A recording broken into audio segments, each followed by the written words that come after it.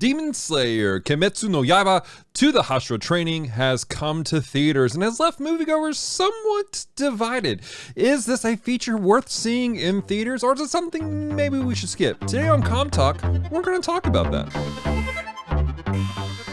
Glix, what is going on?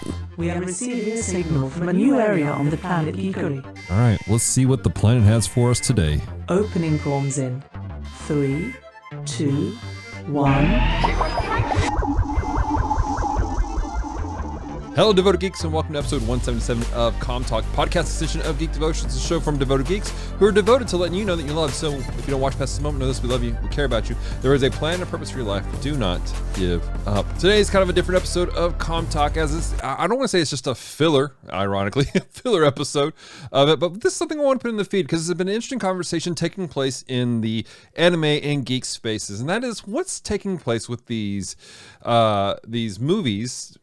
And I use quotation marks of Demon Slayer. Are these movies, what are these worth seeing in theaters? Because it's been kind of interesting. And so we just had one come out last week called To the Hashira Training, and Celeste and I got the opportunity to go see that in theaters with a friend to celebrate her birthday. And again, it left people asking questions. Is this really worth seeing in theaters? So I want to walk you guys through that. We have an article on our website, geekdevotions.com, where I kind of summarize what takes place. And if you want to read that, so listen to this podcast, go check that out.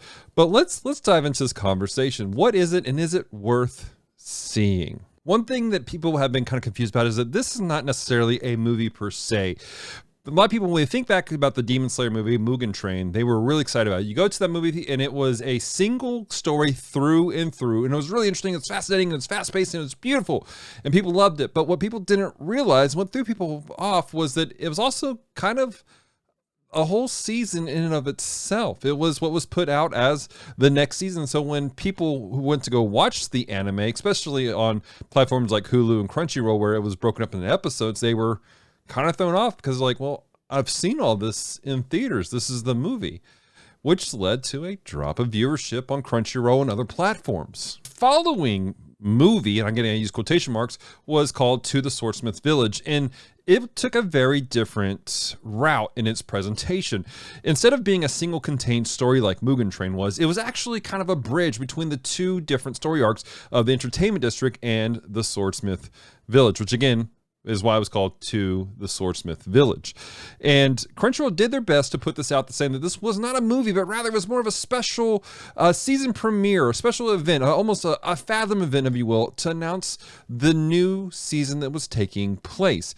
And then this was a detail that either was forgotten by moviegoers or they just didn't know flat out, which again, when you have the context of Mugen Train, I could see how that would happen.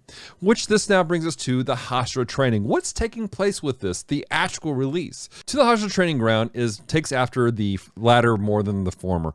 It is a bridge. It goes from one story arc into the next story arc. And so that's something I think a lot of people have missed out on, is that this is a special event, not a full-length movie. And I understand that what we had with Mugen Train was special. It was really, really pretty awesome. But these are not movies. These are special events to announce the next season. So we need to keep that in mind when we review what this was and if it is good. So let's talk about the story. The story of this release crosses over from the Swordsmith Village into the Hashira Training story arc.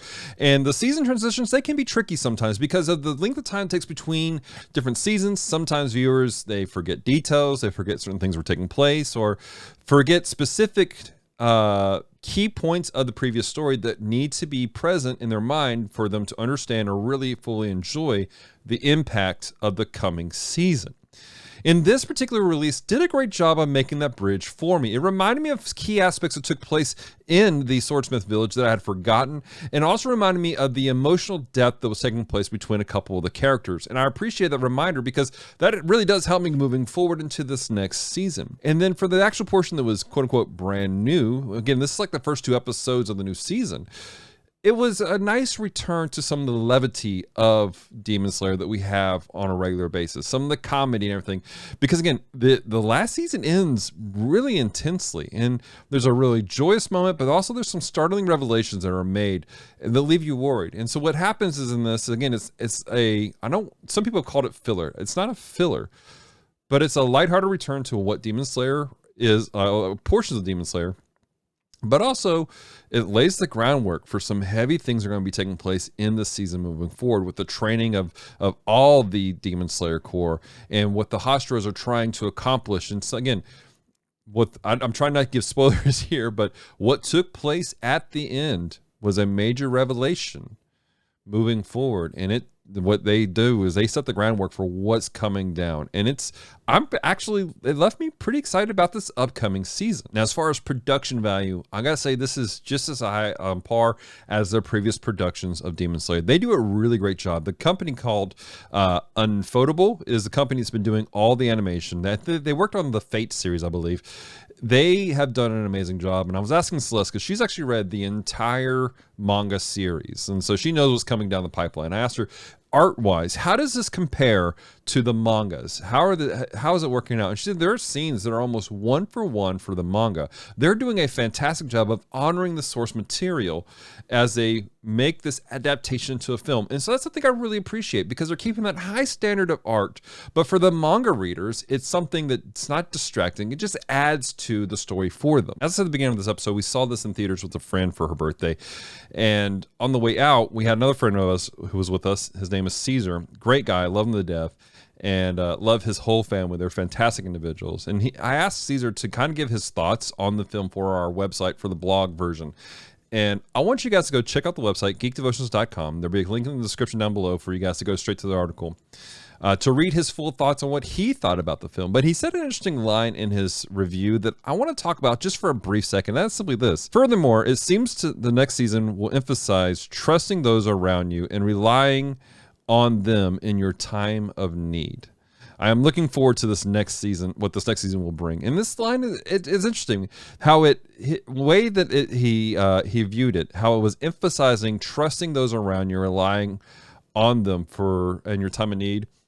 I really found that to be very accurate. And it's one of those things that it's a running theme that I love about this franchise as a whole, is there is this aspect of you need people in your life. You need people to come alongside you and encourage you and help you when you can't make it. Throughout the entirety of the series, Tanjiro is fighting for his life, doing what he can to protect his sister, to save his sister. But as much as he tries to do solo, he discovers he needs people to help him, to bolster him up. And I really think that throughout this next season, we're going to see that take place. We're going to see not just Tanjiro needing help, but every member of the Hashiras. Every Hashira member, every Demon Slayer Corps member, they need each other because of what's coming up in front of them. And before I give my final conclusion about who this is for, I just want to encourage you guys in that mindset of you don't have to go things alone. I know sometimes it feels like you have to. Maybe you're in a situation where you've been made to feel like that's all your only option. But you need community. You need people in your life that can help you, that can hold you up, and help you walk with confidence and with peace in every situation of your life. You could be going through the worst things right now. Terrible, frustrating things that people won't really understand. But if you open up to them and allow them to at least be with you, to walk with you, that's going to help you get through those terrible and dark seasons. There's a lot of people going through dark seasons in their lives right now, and they are alone. They've isolated themselves because they don't think anybody else can help them. And again, some people may not be able to help you per se, but they can be present. They can at least be an ear for you. And I want to encourage you, if you're going through a dark season, don't do it alone.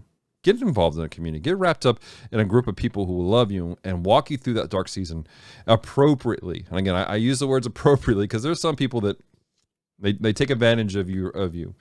They make you dependent on them. As a Christian, I know that I can get through dark times with Jesus. I know that God helps me get through those things. People misquote the scriptures all the time, trying to say that God doesn't give you more than you can handle. That's not true. But what he does do is he helps you get through those hard times.